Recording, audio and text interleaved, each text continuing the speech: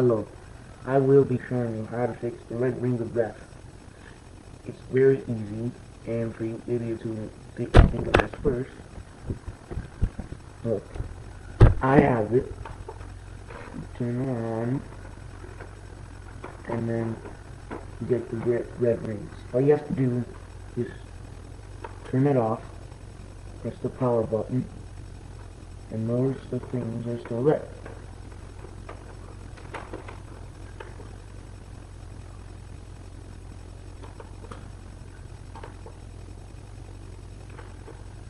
Turn it back on, and then it's the same thing.